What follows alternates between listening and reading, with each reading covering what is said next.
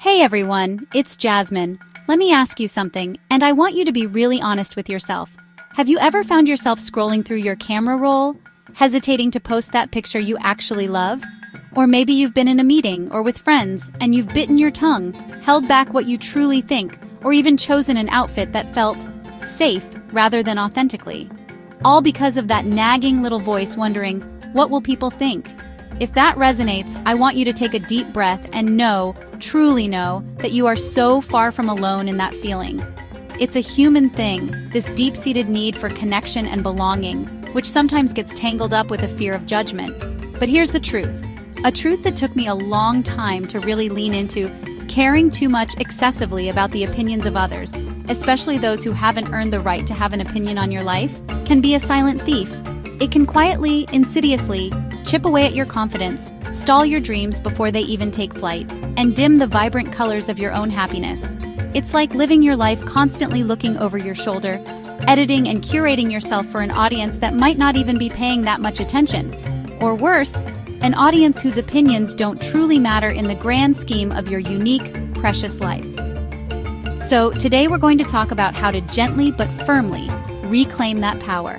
We're going to unpack this together, explore why we do it, and most importantly, learn some real, actionable ways to start loosening the grip of that fear.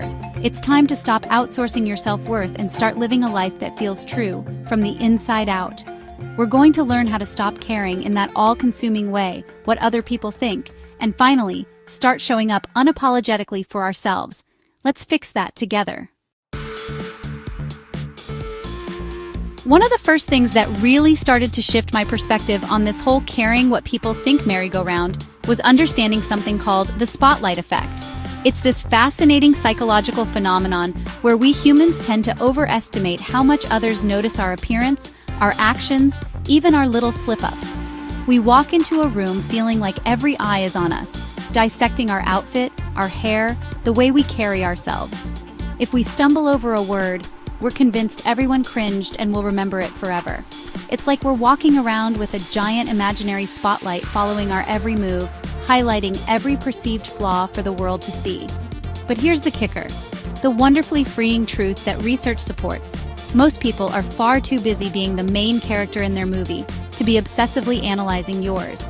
They're caught up in their own worries, their own insecurities, their own to-do lists. They're wondering what to think of. Think about it. How much mental energy do you dedicate to meticulously cataloging the minor imperfections or choices of casual acquaintances or even strangers?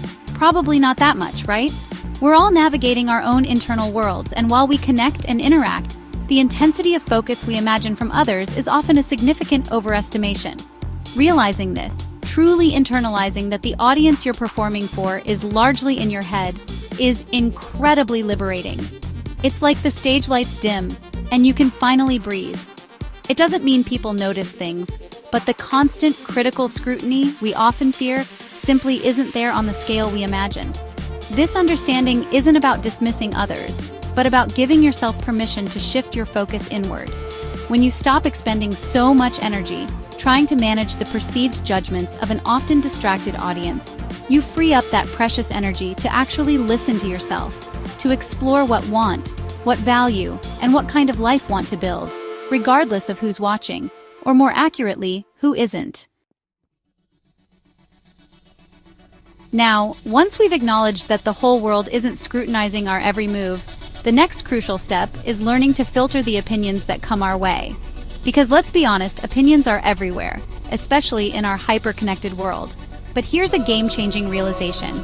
Not all opinions are created equal, and someone's judgment, no matter how loudly or confidently expressed, doesn't automatically make it a fact about you or your worth. Learning to discern whose feedback truly matters is a skill, and it's one that can profoundly impact your peace of mind and your ability to stay true to yourself. Think of it like this. Imagine you're a musician and you've just played a piece. Some people in the audience might offer constructive criticism. Perhaps a seasoned music teacher points out a technical aspect you could refine, or a fellow musician who understands your genre offers an insightful perspective. That's valuable. But then there might be someone who just shouts, "I didn't like it," without any context, or someone whose musical taste is wildly different from yours, offering an opinion that, while valid for them, isn't relevant to your artistic goals. The key is to ask yourself, is this feedback genuinely helpful? Is it coming from a place of understanding and a desire to see me grow? Or is it just noise? The people whose opinions deserve weight are usually those who are also in the arena, those who know what it takes to be vulnerable and put themselves out there. They are the people you respect, not just for their accomplishments, but for their character. They are the ones who genuinely care about your well-being and your growth, who will tell you the hard truths with kindness and support. Opinions from outside this trusted circle? Often that's just background static. It might be loud, it might be distracting, but it doesn't have to penetrate your core. You have the power to metaphorically hit the mute button on voices that aren't invested in your flourishing, or whose criticism is more about their own issues than about you. Chapter 3. Reclaiming your inner compass. From external validation to internal celebration. So many of us, and I absolutely include myself in this, have been subtly or not so subtly conditioned to seek validation from the outside world. It starts early, doesn't it? Gold stars for good behavior, praise for achievements, and in our digital age, likes, shares, and complimentary comments become the currency of approval. Our brains are wired for connection and reward, and when we repeatedly receive positive reinforcement for certain behaviors or presentations of ourselves, we learn to chase that feeling.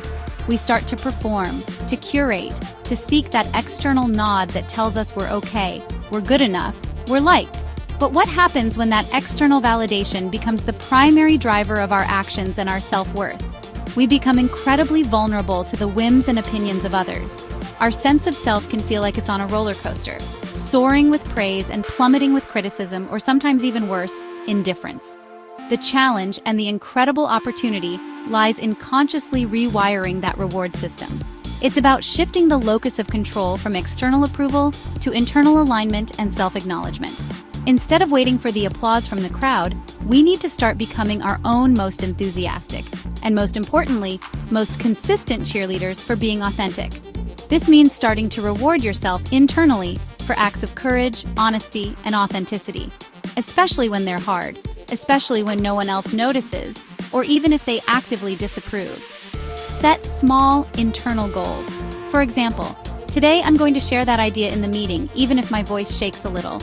Or, I'm going to wear that outfit that makes feel fantastic, regardless of trends or what I think others might expect. And when you do it, acknowledge it. Give yourself that internal high five. Feel the quiet strength in that moment of choosing.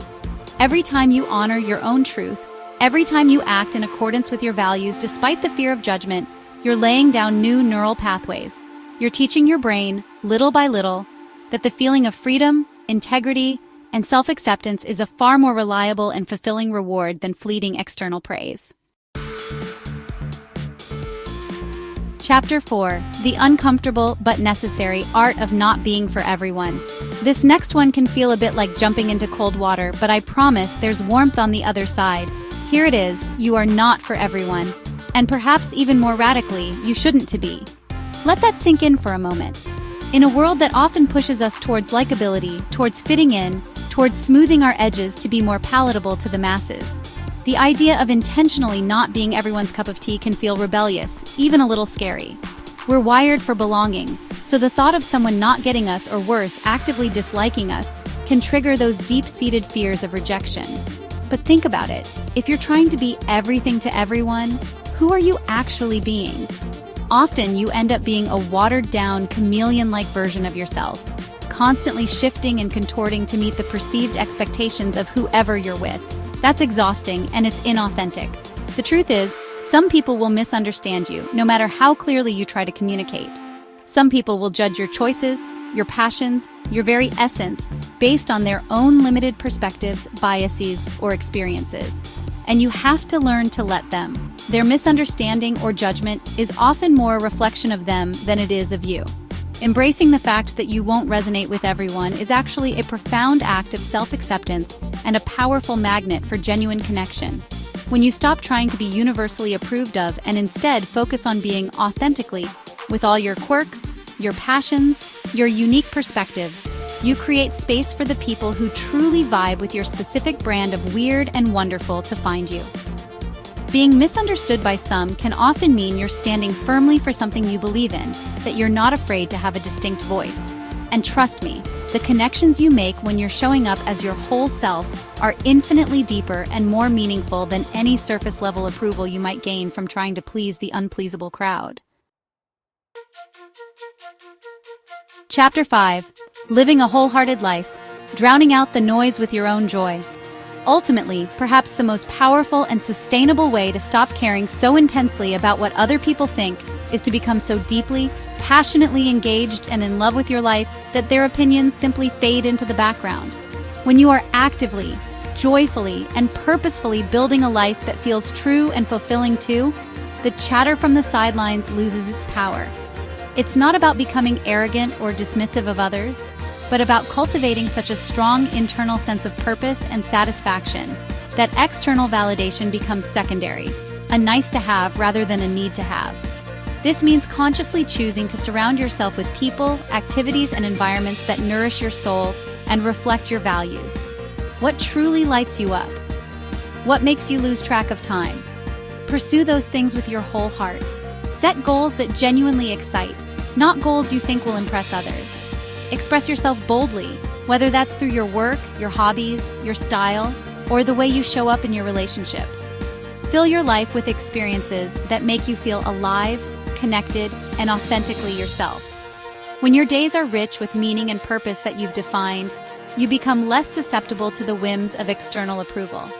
The more aligned you become with your own truth, your own passions, and your own definition of a well-lived life, the less interested you'll naturally be in bending and contorting yourself to fit into other people's boxes. Your energy will be focused on creating, experiencing, and loving the life you're building.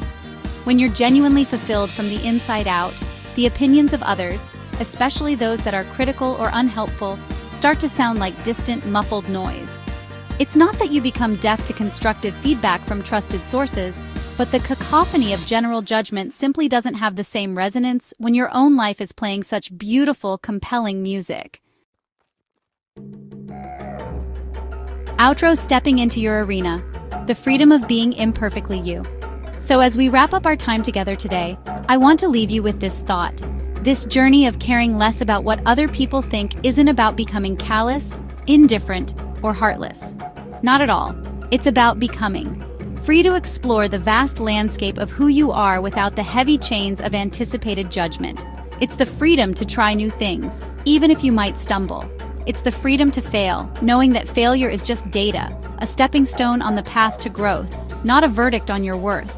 And gloriously, it's the freedom to succeed wildly, authentically, on your terms, celebrating victories that resonate deep within your soul. So I dare you to go out there and be bold. Embrace your quirks, your passions, the things that make you uniquely you, even if they feel a little weird or unconventional. Be you.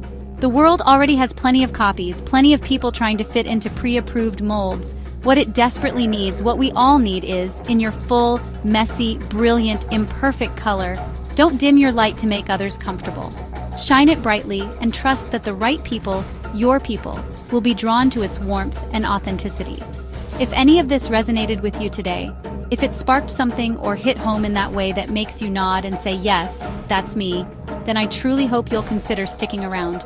Don't just scroll on by, hit that subscribe button, because here at Verified Genius, our whole mission is about walking alongside you on this journey of becoming stronger, smarter, and more authentically, powerfully with every single video. We're in this together.